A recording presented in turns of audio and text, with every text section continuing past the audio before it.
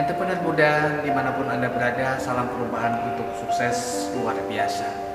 Kita akan sama-sama menghadapi masyarakat ekonomi ASEAN atau ASEAN Economic Community yang akan kita mulai jelang di tahun 2015. Akan banyak perubahan yang terjadi, situasi lingkungan eksternal, situasi lingkungan bisnis akan berubah.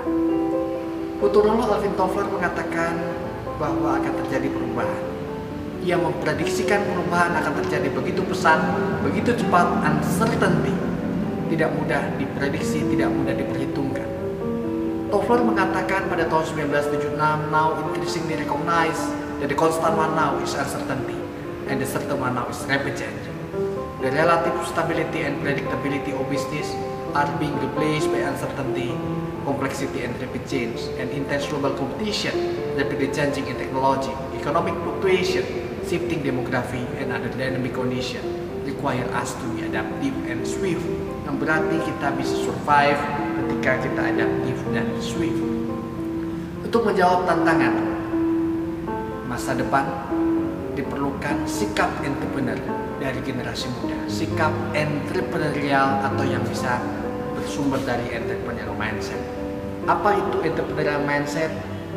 Ia selalu berinovasi, selalu menciptakan sesuatu dengan cara-cara baru, cara-cara yang extraordinary, cara-cara yang tidak biasa.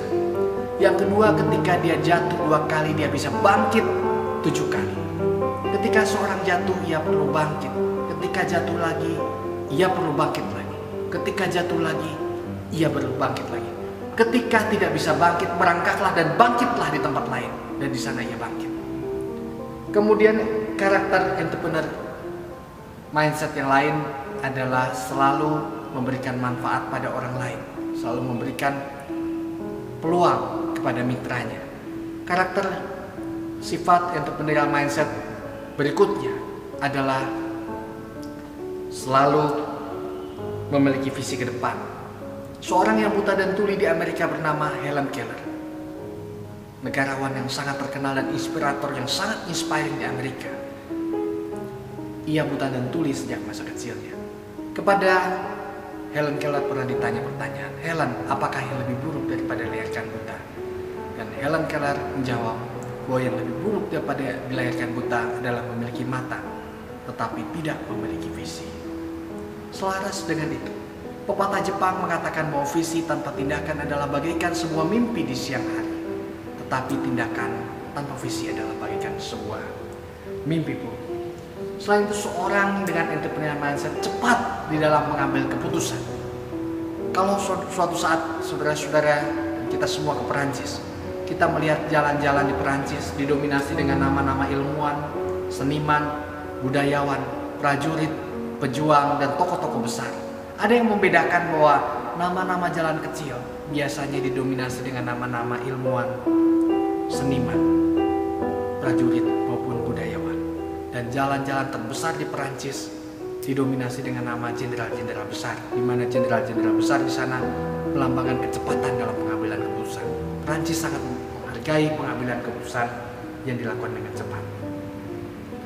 Entrepreneurial mindset ini perlu embodied ada dalam diri kita. Selalu ada dimanapun dan kapanpun.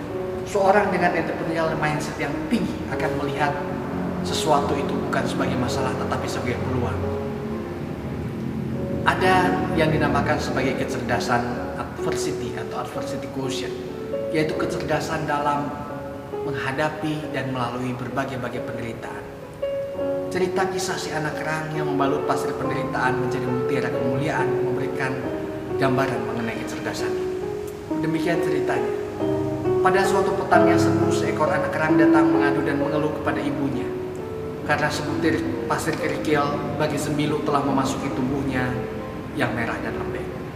"Anakku," kata sang ibu kerang sambil bercucuran air mata, "Tuhan tidak memberikan kepada kita bangsa kerang sebuah tangan pun, sehingga ibu tidak dapat melakukan apa-apa untuk mengeluarkan pasir itu dari perutmu.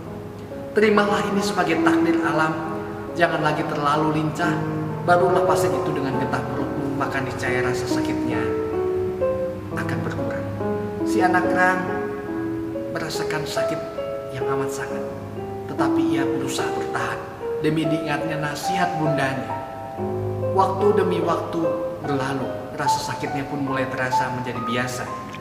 Dan ketika saatnya tiba, sebutir mutiara yang sempurna mulai terbentuk di dalam dagingnya. Makin lama makin berkilau, makin waktu makin halus.